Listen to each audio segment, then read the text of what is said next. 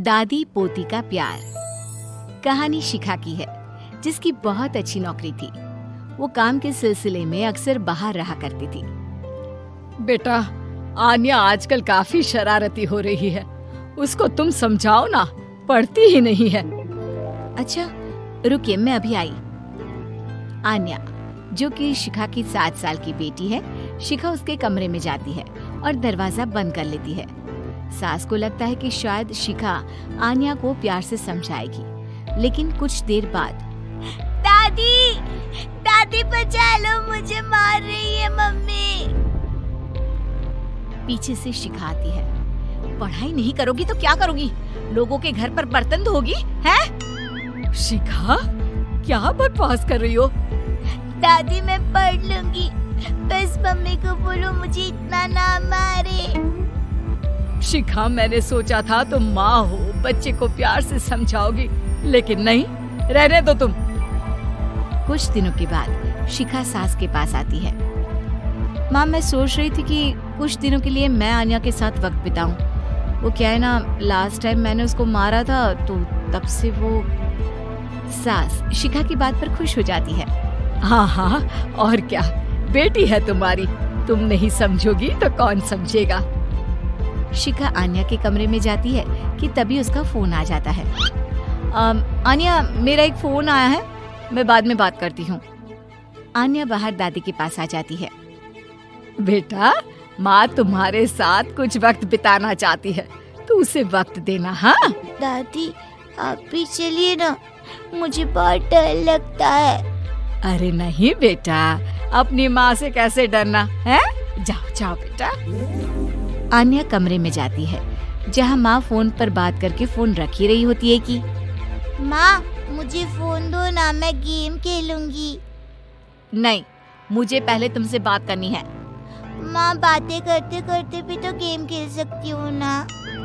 लेकिन जैसे ही वो माँ का फोन लेती है, उसके हाथ से फोन गिरकर टूट जाता है। ये क्या किया बेवकूफ, बेकार लड़की, कुछ नहीं आता तुमको। तुम्हें तो मैं हॉस्टल में ही रख दूंगी। और फिर वो आन्या पर चिल्लाती हुई बाहर आ जाती है। सास देखती है कि जो शिखा आज बेटी से बात करने को कह रही थी, वो उस पर चिल्लाकर कमरे से बाहर आ रही है। अरे क्या हो गया शिखा, तुम तो उससे बात करने गई थी ना। माँ, ये लड़की ना किसी काम की नहीं है। अरे मैं तो इसके साथ बैठकर बात करना चाह रही थी, इसने मेरा फोन ही पटक दिया। तो शुक्र है कि फोन को कुछ नहीं हुआ, 50,000 का फोन है। अरे जब फोन को कुछ हुआ नहीं है, तो बेटी के साथ कुछ पल आराम से बिता देती। मेरा मूड ऑफ हो गया है, बाद में बात करूंगी, मैं सोने जा रही हूँ। सास को शिखा की बात अच्छी नहीं लगती, पर क्या करती, बहू को बेटी की तरह समझने वाली सास सोचती है कि सारा दिन काम करके ये भी थक जाती होगी, वो बेटा बनकर घर की देखभाल कर रही है, तो क्या मैं उसके बच्चों का ख्याल नहीं रख सकती? मैं ही जाकर आन्या से बात कर लेती हूँ। दादी आन्या के पास आती है। वो कोने में बैठकर रो रही थी। ले, मेरी गुड़िया रानी को क्या हो गया? देखो शाम हो रही है, चलो पार्क में चले क्या घूमने? नहीं दादी, मैं कहीं नहीं जाऊंगी। मेरा चेहरा देखो कितना पीला पड़ रहा है। सब पूछेंगे क्या हो गया तो क्या कहूंगी? ये बात तो है। अरे कोई ना, मैं हूँ ना मेरी गुड़िया के पीछे से जवाब देने वाली। दादी और पोती पार्क में खेलने जाते हैं, जहाँ एक बच्चा कहता है, अरे आन्या क्या हो गया, क्यों रो रही थी? आन्या कुछ बोलती इससे पहले ही दादी कहती है, अरे आन्या ने रामायण देखी है ना, जिसमें रावण माता सीता का हरण करके उसे ले जाता है। बस वही देखकर रोने लगी मेरी गुड़िया। हरण क्या होता है आन्या की दादी? आन्या की दादी क्या होता है? दादी तो दादी होती है ना। वैसे हरण का मतलब होता है फिर क्या, दादी सभी बच्चों को रामायण के किस्से सुनाने लगती है। सभी दादी को घेर लेते हैं। आन्या को अपनी दादी को देखकर काफी फक्र महसूस होता है। आज तो पार्क में मजा ही आ गया दादी। दादी, आप मुझे छोड़कर कहीं मत जाना, वरना मम्मी तो मुझे। नहीं बेटा, ऑफिस के काम से मम्मी परेशान हो जाती है और आपको तो पता है जिसे हम सबसे ज्यादा प्यार करते हैं उसी से ज्यादा नाराज भी तो होते हैं ना।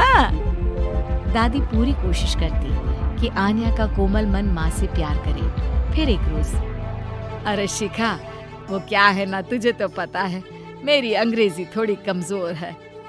सोच रही थी आन्या की कोई ट्यूशन लगवा देते हैं। क्यों, क्या हो गया? वैसे तो मैं ही पढ़ा देती, पर अभी छोटी सी तो क्लास है, समझा दूंगी उसे मैं। देख शिखा, माँ पढ़ाए इससे अच्छा तो कुछ हो ही नहीं सकता, लेकिन तेरे पास वक्त की कमी है ना। नहीं माँ, मैं अभी फ्री हूँ, पढ़ा देती हूँ। शिखा आन्या के पास बैठ जाती है। क्या हो गया? आप मेरे पास कैसे? कुछ चाहिए क्या? अरे कुछ नहीं, इंग्लिश की बुक निकालो, मैं पढ़ाती हूँ। और बेटा, मैं आपकी गलती हो तो ही डांटती हूँ ना। आन्या डर कर किताब निकालती है। अरे डर क्यों रही हो? हाँ? कोई भूत नहीं हूँ मैं। आन्या शिखा को पढ़ाने बैठती है। ये पहली बार था जो शिखा आन्या को पढ़ा रही थी कि अचानक शिखा जोर जोर से चिल्लाने लगती है। ये नहीं आता, इतना आसान है ये, दिमाग में तो गोबर भरा है, हमारे पूरे पैसे बर्बाद कर रही हो। हम लोग कमा रहे हैं कि तुम कुछ बन जाओ, लेकिन नहीं, मजाल है कि पढ़ ले ढंग से। माँ, मुझे ये नहीं आता, तभी तो दादी से कहा था कि किसी को बोलो मुझे पढ़ा दे। अरे वाह जी वाह, तमीज देखो, कितनी जबान चल रही है तेरी। मन तो कर रहा है कि एक थप्पड़ जड़ दूं। आन्या माँ की डांट सुनकर जोर जोर से रोने लगती है।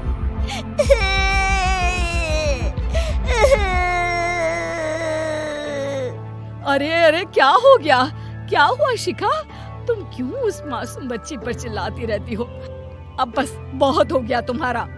यही है वो कारण जिस वजह से वो बिगड़ रही है। उसके सामने आप मुझे डांट रही है। अब शिखा सास पर भी चिल्लाने लगती है। तभी शिखा के सामने आन्या हाथ जोड़कर खड़ी हो जाती है। माँ, मुझे माफ कर दो, लेकिन मेरी गलती की सजा दादी को ना दो। उस दिन फोन मेरे हाथ से छूट गया था, गलती से। पहले दिन भी आपने मुझे मारा। आपने तो मुझे कभी पढ़ाया नहीं, आज पहली बार आई तो भी मुझे डांटने लगी।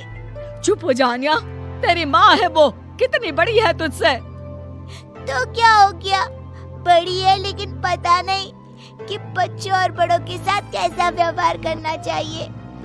माँ, हम कम पैसों में गुजारा कर सकते हैं, लेकिन आपके बिना नहीं, हमें आप चाहिए माँ। छोटी सी आन्या की बात सुनकर शिखा की आंख में आंसू आ जाते हैं। उसे रियलाइज होता है कि उसने कैसे आन्या को परेशान किया है। मुझे माफ कर दो तुम दोनों। माँ, आपने मुझे हमेशा बेटी समझा, लेकिन मैं अच्छी माँ नहीं बन पाई। अरे नहीं नहीं बेटा, ऐसा नहीं कहते। देखो, ऐसी बात है कि जब जागो तब सवेरा।